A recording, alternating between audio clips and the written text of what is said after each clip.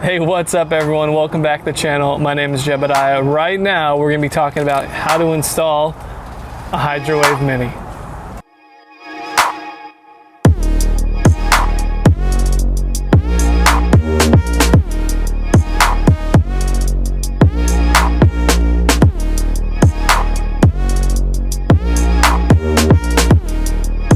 So like I said, we're gonna be working on installing a HydroWave Mini, this bad boy right here. HydroWave makes 3 different models. It makes the H2, which is the most popular. It runs about $300. It makes a Kevin Van Dam edition of the H2, which runs about $400. And they make a series of these mini versions. Now this only has 2 sounds. It has a passive and a frenzy, and that's it. There's no delay, there's nothing else. It's very, very Spartan, to use the term. You turn it on, and then you're just simply gonna select, do you want the passive? Do you want frenzy? How loud? And that's it, and it's going to continually play. If you're wanting more options, you're gonna have to jump up to the $300 version. All right, well, let's unbox this thing. So like I said earlier, it's a 9-volt battery, not 12 volt. You can get a converter on Amazon and stuff if you wanna hook it to your trolling motor. Otherwise, this is what it comes in, is a just little clamshell. You have the remote, about 10 foot of cord, and the speaker, and that's it. It comes with instructions on kind of how it works. Whoop. This opens up, I believe. Where is the thing? There we go. So here, more instructions, how to turn it on, turn it off, how to make it play, all that fun stuff. But the important thing, and why you're watching this video, is how we're gonna put it on this motor. So the bummer is the back of this remote has no mounting hardware. So it's just the door that you unscrew to put the battery, which means I don't know where I'm gonna put this. I wish that there would be some kind of bracket that you could mount down here, somewhere on the deck of your boat. The more expensive version has that, this one doesn't. As far as the speaker itself though, you can see those little tabs on the top. And what I'm gonna use to mount this for now to my trolling motor is simply some zip ties. Long term, I'm gonna get a metal, I don't even know what the word is, wrap that will go around it. But because I'm kind of testing optimal performance and see where I want it and make sure it's gonna be out of my way and kind of all that kind of stuff, I'm gonna use zip ties so I can cut it off if I don't like it and I wanna change the position.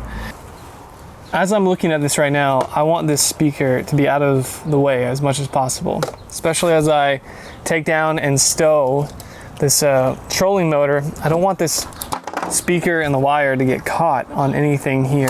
These straps, the bracket, anything. With the speaker sitting on the shaft, it will allow me to make sure any slack in the cord is tight to the shaft. Whereas if I put on this housing, I'm gonna have to reroute it to the shaft. I don't know if you guys will be able to see this from where the camera's at right now. The nice thing, again, using zip ties, at least to start out with, is you'll mock it up, and then if it's where you permanently want it, you can come back with metal ties and make it stay. But for now, it's just temporarily on there. So I put the speaker almost all the way to the bottom of the shaft, just because I want to make sure that if I ever decide to lift this thing up, it's still going to be in the water. If the motor's in the water, the speaker's in the water, that's what I want. Now I'm going to work on plumbing this line up the shaft and out of the way so that as I move this thing up and down, the cord and stuff isn't going to get caught on stuff and get tripped. I'd love to be able to stick it inside the shaft. So if you know how to do that, I don't know, one, why you're watching this video, because you're probably smarter than I am. But if you do know how to do that, please leave me a comment in the bottom, because that would be great if I could run this line in through the shaft. I just don't know how I'd weatherproof it, make sure that it wasn't going to get all jacked up with water getting in, and obviously all the electrical for the motor itself is in that shaft as well.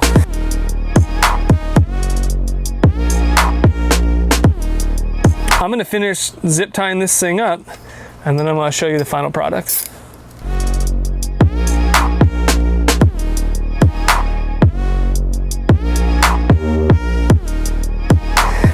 If these videos are helpful for you, leave a comment too, because I'd love to know what's good and what's not good, what's helpful for people, and just kind of a waste of time.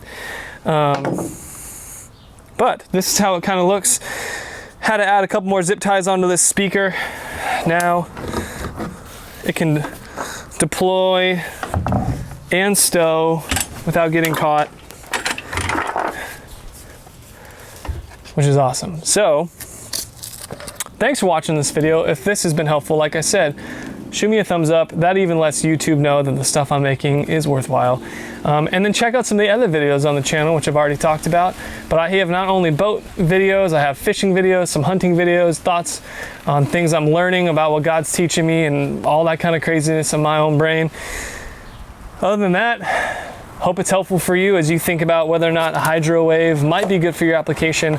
I'm gonna spend a couple months with this thing and fish with it and see if it's worth it. And then I will come back and post a video here on whether or not this is just a marketing scheme. So if this is a gimmick, I'll let you know. If it's helpful and I think it's a good tool, I'll let you know. So stay tuned for that. You can keep on track with that by hitting subscribe, and we'll see you later. Bye.